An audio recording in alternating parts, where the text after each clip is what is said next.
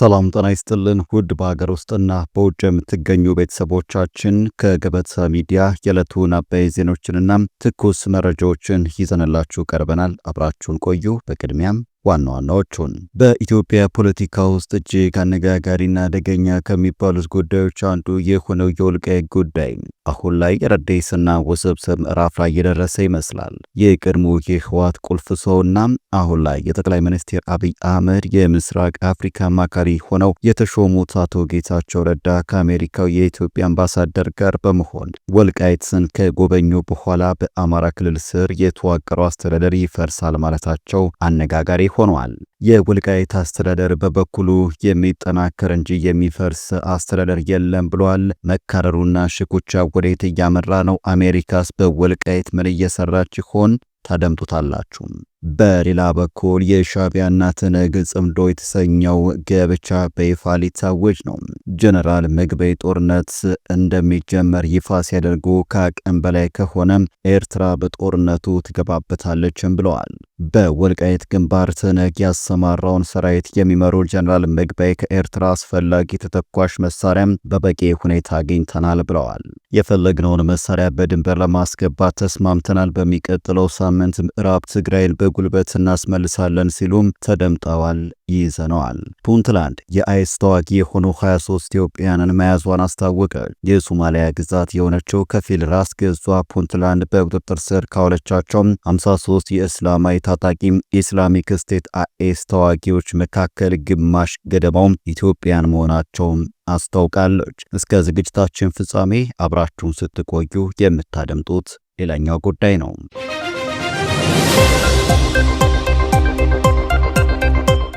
ቻናሉን ሰብስክራይብ፣ ቪዲዮ ላይክ በማድረግ እስከ ፍጻሜው አብራችሁ እንድትቆዩን በአክብሮት እንጠይቃለን። ወደ ቀዳሚ ጉዳያችንም እናልፋለን። በኢትዮጵያ ፖለቲካ ውስጥ እጅግ አነጋጋሪና አደገኛ ከሚባሉት ጉዳዮች አንዱ የሆነው የወልቃይት ጉዳይ አሁን ላይ ረዴስና ውስብስብ ምዕራፍ ላይ የደረሰም ይመስላል።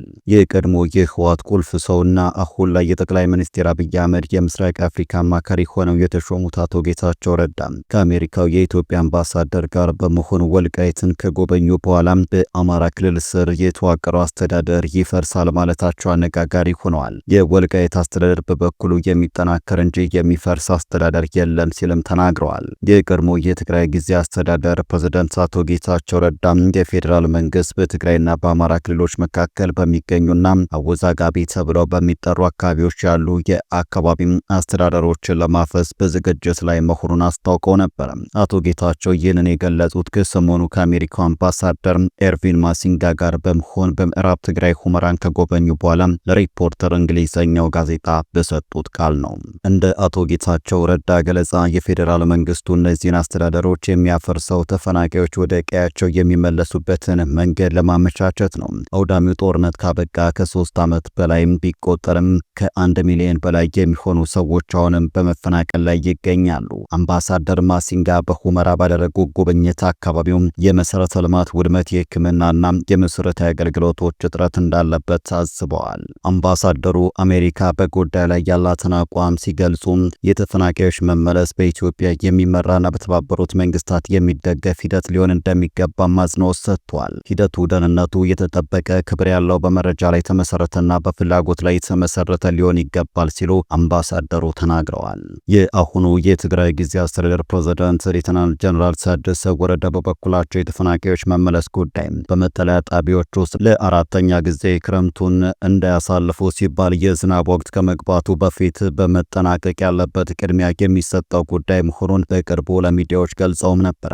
መንግስት በአወዛጋቢ ቦታዎች ያሉ አስተዳደሮችን ለማፍረስ እቅድ ቢኖረውም እርምጃው መቼና በየትኛው የተለየ ቦታ እንደሚጀምር እስካሁን በውል የተገለጸ ቀን የለም። አቶ ጌታቸው ረዳ የፕሪቶሪያው ስምምነት ተፈጻሚነት በትክክል እንደሚከናወን ትብብር ወሳኝ መሆኑን አስምረውበታል። በወልቃይት አስተዳደር መፍረስ ዙሪያ ምላሽ እንዲሰጡን የጠየቅናቸው የዞኑ ዋና አስተዳዳሪ አቶ አሸተ ደምለው መረጃውን ፍጹም ውሸት ነው ሲሉ አስተባብለዋል።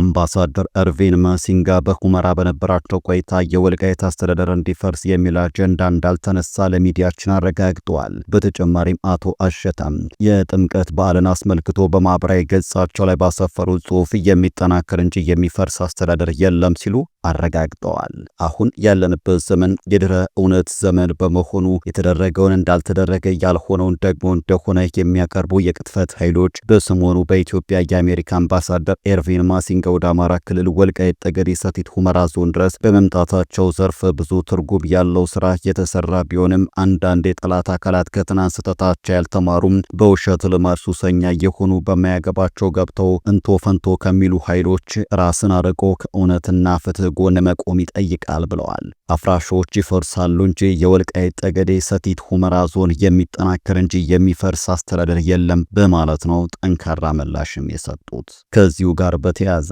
የሻዕቢያና ትነግ ጽምዶ የተሰኘው ርኩስ ጋብቻ በይፋ ሊታወጅ ነው። ጀነራል ምግበይ ጦርነት እንደሚጀመር ይፋ ሲያደርጉ ከአቅም በላይ ከሆነ ኤርትራ በጦርነቱ ትገባበታለች ብለዋል። በወልቃይት ግንባታ ትነግ ያሰማራውን ሰራዊት የመሩት ጀነራል ምግበይ ከኤርትራ አስፈላጊ ተተኳሽ መሳሪያ በበቂ ሁኔታ አግኝተናል፣ የፈለግነውን መሳሪያ በድንበር ለማስገባት ተስማምተናል፣ በሚቀጥለው ሳምንት ምዕራብ ትግራይን በጉልበት እናስመልሳለን ሲሉም ተደምጠዋል። የኢትዮጵያ ፌዴራል ፖሊስ የኤርትራ መንግስት የላከውን ከ50 ሺህ በላይ ተተኳሽ መያዙን ይፋ ባደረገበት መግለጫው ኤርትራ ኢትዮጵያን ለማተራመስ መሳሪያ እያስገባች መሆኑን ጠቅሶ ያሰራጨውን መረጃ እንደ ቢቢሲ፣ ሲኤንኤን፣ ሮይተርስ እና የመሳሰሉ ታላላቅ የዓለም ሚዲያዎች መዘገባቸው ይታወሳል።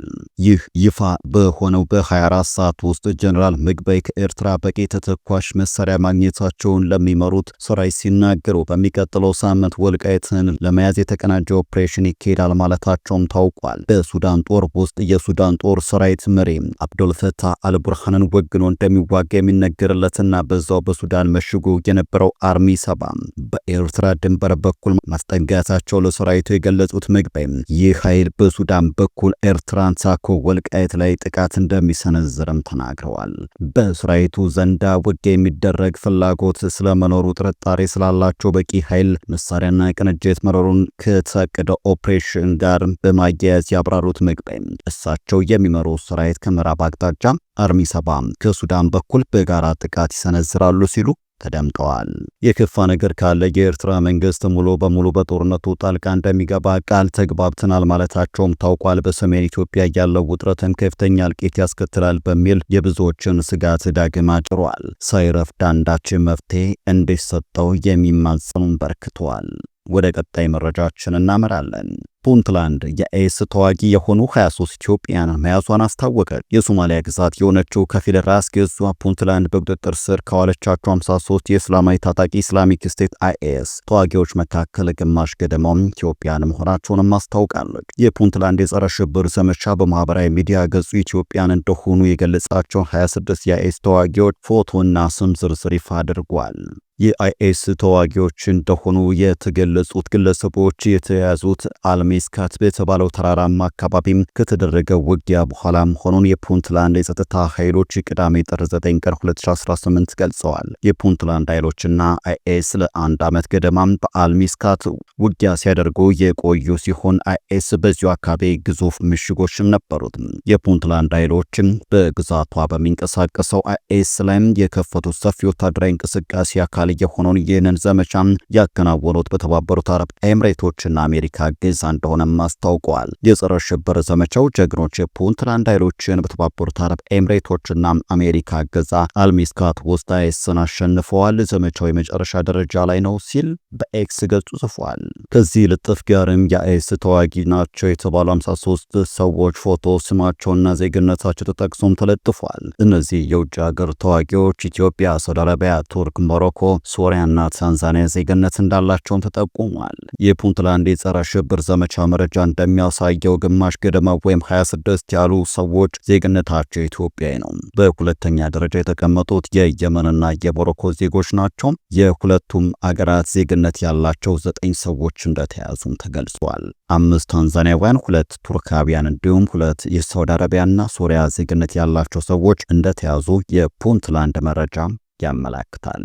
የውጭ ሀገር ተዋጊዎች በቁጥጥር ስር መዋላቸውን በተመለከተ ቢቢሲ ሶማሊያ ያነጋገራቸው የፑንትላንድ የማስታወቂያ ሚኒስቴር መሐሙድን አይዲድ ድሬር ከየትም ይምጡ ከየት ከሩቅም ይሁን ከቅርብ ሁሉም አንድ አይነት ርዕዮተ ዓለም የሚከተሉ ናቸውም ብለዋል። ይህ እርምጃ የፑንትላንድ ኃይሎች ቡድኑ ላይ የተቀናጀም ስኬትና የአይኤስ ቡድን ማሸነፍ ማሳያ ነው ብለዋል። የማስታወቂያ ሚኒስቴሩ እንደሚናገሩት የተያዙ ሰዎች ማንነትና ዜግነት ይፋ የተደረገው በሶስት ምክንያቶች ነው ብለዋል። በቀዳሚነት የተጠቀሱት ምክንያት የፑንትላንድና የሶማሊያ ሕዝብ የተገኘውን የጦርነት ድል የተገደሉትንና በሕይወት የተያዙትን ጠላቶች እንዲያውቁት ለማድረግ ነው።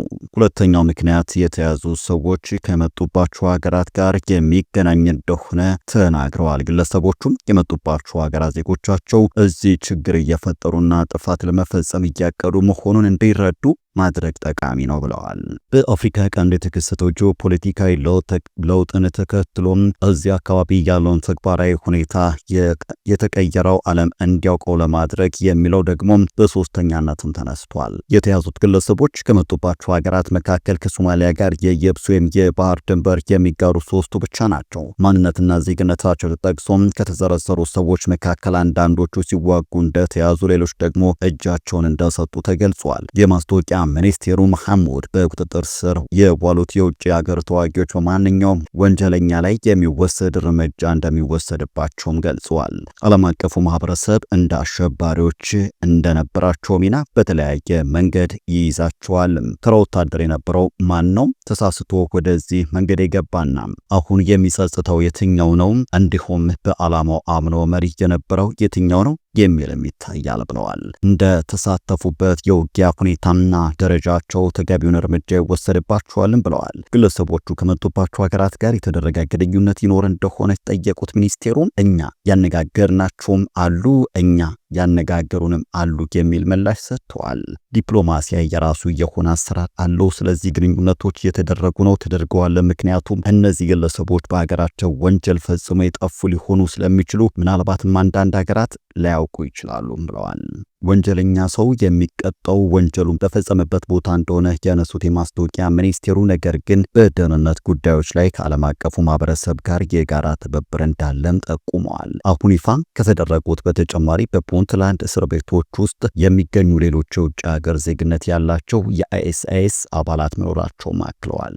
በመጨረሻም የቀድሞ የትግራይ መከላከያ ኃይል ቲዲኤፍ ከፍተኛ አመራር ብርጋዴር ጀነራል ግዑሽ ገብሬ በቁጥጥር ስር መዋላቸውን ተከትሎ በክልሉ የፖለቲካ አመራሮች መካከል ከፍተኛ ውዝግብ አስነሳም። የትግራይ ክልል ሰላምና ጸጥታ ቢሮ ጀነራሉ በወታደራዊ ፍርድ ቤት ክስ እንደተመሰረተባቸው ሲያስታውቅም ፕሮፌሰር ክንዲያ ገብረ ሕይወት በበኩላቸው እሱን የወንጀል ቡድን ሴራ ሲሉን ኮንነውታል። የክሱ ዝርዝር የትግራይ ክልል ሰላምና ጸጥታ ቢሮ በወጣው መግለጫ ብርጋዴር ጀነራል ግዑሽ በቲዲኤፍ ቁጥጥር ስር መዋላቸውን አረጋግጠዋል። ቢሮ እንዳስታወቀውም ጀነራሉ በሰሜን ምስራቅ እዝ ከሳሽነት ለወታደራዊ ፍርድ ቤት የቀረበባቸው ክስ የሚከተሉትን ያካትታል።